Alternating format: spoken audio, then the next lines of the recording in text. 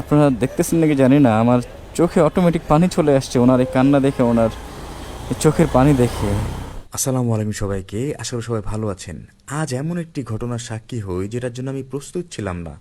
আমার নিজের চোখকেও বিশ্বাস করাতে পারছিলাম না। হঠাৎ আমার চোখ যায় রাস্তার অপর প্রান্তে। জীর্ণ শীর্ণ শরীর, হাত পা এমনকি পুরো শরীর কাঁপছে। হয়তো স্ট্রোকের রোগী হবেন।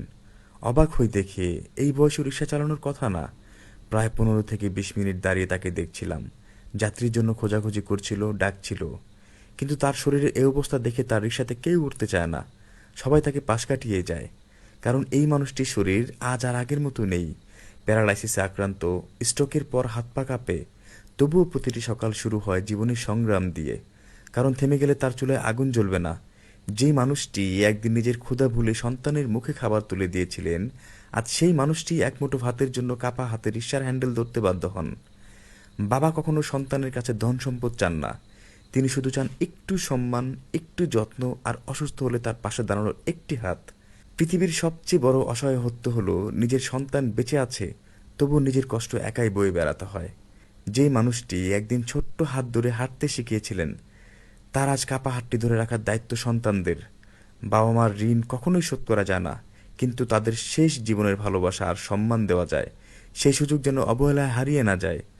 আজ আমরা তাদের সঙ্গে যেভাবে আচরণ করব, আগামীর দিনে আমাদের সন্তানরাও ঠিক সেখান থেকেই শিক্ষা নেবে।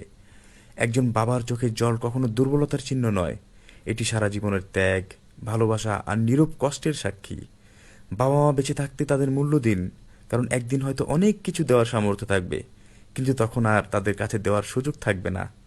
একদিন নিজের ভুল বুঝতে পারবেন, তখন ক্ষমা চাওয়ার আর সুযোগ থাকবে না। আমার বাবা হোক গরিব, কৃষক বা অসুস্থ, বাবা থাকাটাই না ভাগ্যের বিষয়। ইনশাআল্লাহ অসহায় এই বাবাটির পাশে আমরা সকলে মিলে দাঁড়াবো। প্রয়োজনের বাইরে কত টাকাই না আমরা খরচ করি, চাইলে অন্তত 10টি টাকা দিয়ে তার পাশে দাঁড়াতে পারি। আপনি আমি ভুলে গেলেও মহান আল্লাহ পাক আমাদের এই দানকে ভুলবেন না, কারণ আল্লাহ পাক কখন কাকে কোন উসিলা ক্ষমা করে দেন তা তো বলা যায় না।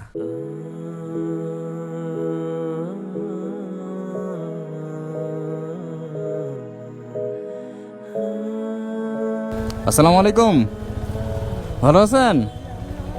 এই তো আলহামদুলিল্লাহ ভালো। কি যাত্রী পান নাই? কতক্ষণ দাঁড়াইছিলেন? প্রায় আধা ঘন্টা। একটা যাত্রী পান নাই? হ্যাঁ, বুঝি না। স্ট্রোক করছেন, শরীর কাঁপে, এজন্য যাত্রী পান না?